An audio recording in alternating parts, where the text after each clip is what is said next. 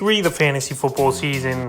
And here's a few kickers I looked to head off the wire this week. The first guy, Graham Gano of the New York Giants. He's been a solid player, is Graham Gano, the last few seasons for this Giant team. And one of the only mainstays on this roster as well. So the first few weeks here, Graham Gano, one bad game and one amazing game. Week 1 in Tennessee, only an extra point.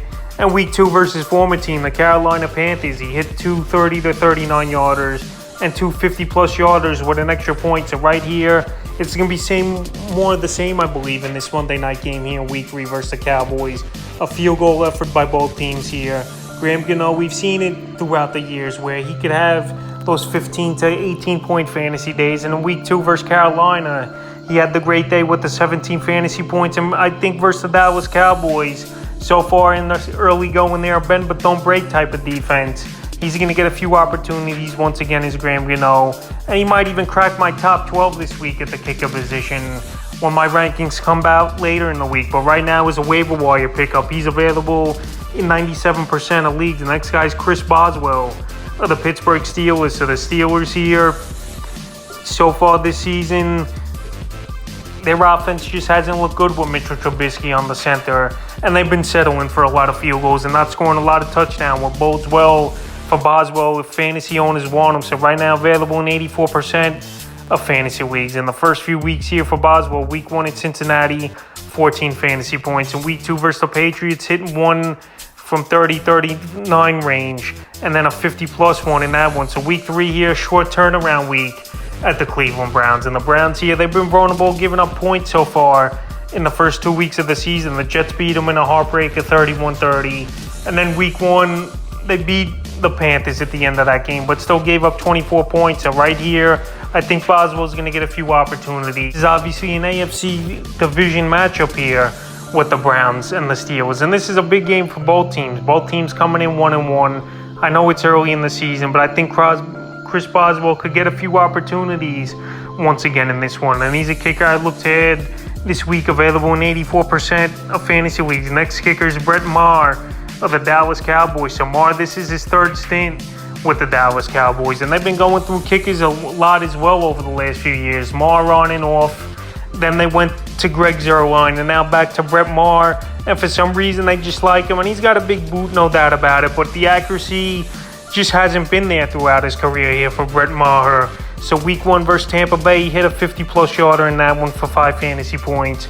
And then week 2 versus Cincinnati, 2+ 50 yarders and 2 extra points. So right here, week 3, a decent matchup with the New York Giants, a division game in the NFC East here between these both teams, and a ball game where I think we're going to see a lot of field goals by both kickers. So Maher, he's available in 99% of fantasy leagues. I know he's coming off a good game, but he's a guy I really can't trust in the long run here. He's missed a lot of chip shots in his career, but for some reason, he's got that long boot and he could kick those through the upright.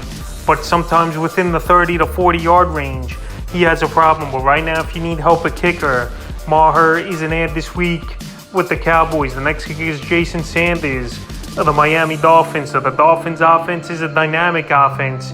So far, we've learned the first 2 weeks of the season. Week 1 for Sanders, 10 fantasy points.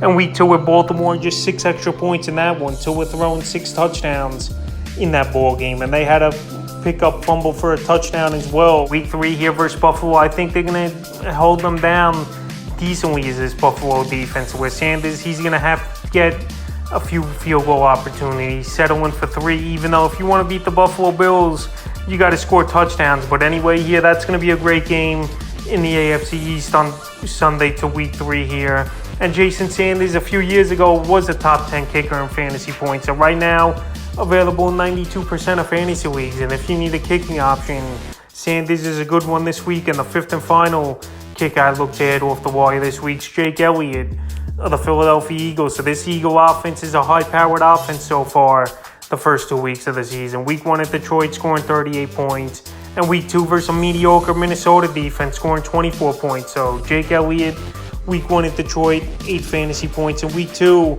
versus the Vikings, 6 fantasy points, even though one of his field goal attempts got blocked in that ball game. So Jake Elliott available in tons of fantasy leagues still at 66% of leagues. So he's on a good offense. He's going to get opportunities. He's not in a great division as well. where they're vulnerable to giving up points here. And Jake Elliott, he's been a solid kicker over the last few seasons. It's just about opportunity and getting in the red zone. And so far, this Philadelphia Eagle offense has improved over the last few seasons since Jalen Hurts has taken over. And that just means more good opportunities for Jake Elliott. So that's a few kickers I look to hit off the wire here for week 3 of the fantasy football season.